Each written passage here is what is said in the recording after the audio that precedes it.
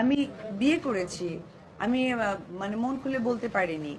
আমি আমার হাজবেন্ডের সাথে এক জায়গায় বসে কফি খাইনি। কেন? রাইট রাইট, যেমন একদম আপনি একদম। গত কয়েকদিন আগে আপনি দেখে থাকবেন আমার আমার ব্যক্তিগত আক্ষেপ, কারণ আমি 16 বছরের জার্নি আমার।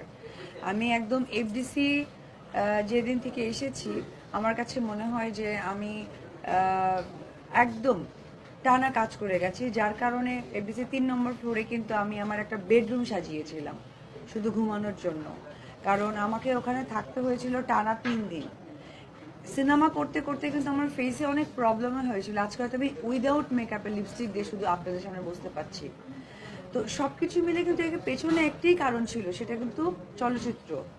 আমি বিয়ে করেছি। আমি মানে মন খুলে বলতে পারিনি।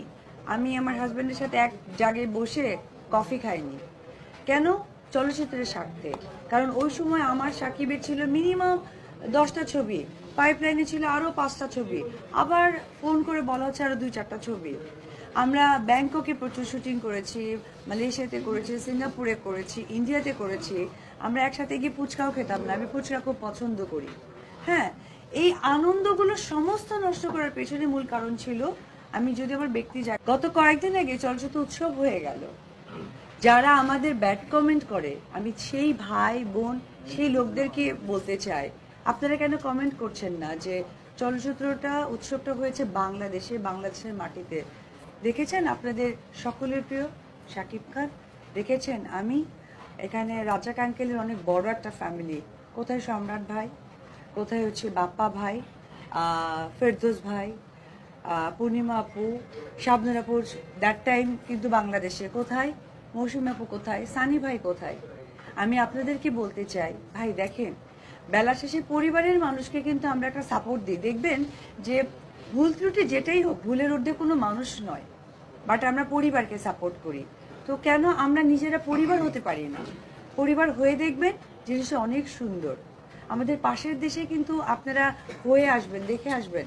এই যে আপনারা এখানে সাংবাদিক ভাইরা আছেন না, বাট আমি আপনাদেরকে সেলিউট করি।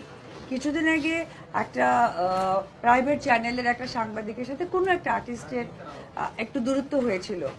আমি প্রাউড করে বলবো, আমি সেলুট জানাই আপনাদের সাংবাদিক ভাইদেরকে, যে আপনাদের কতটা একতা, আপনারা রাস্তায় দাঁড়িয়ে গেছেন। বাট আমাদের শিল্পীদের মধ্যে না ওই ব্যক্তি জীবনটা নিয়ে টানাটানি করে, বাট তারপরেও যে আমাদের প্রফেশন জীবনটা আছে, যেটা দিয়ে আমরা পরিচিতি, সেটা ভুলে যাই।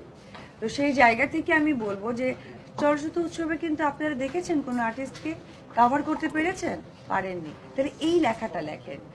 আর যেটা দিন করেছে, ভালো কাজ করেছে, যেমন আমি বলি আমাদের বাংলাদেশে আমি খুবই পছন্দ করি দুজন জুটিকে,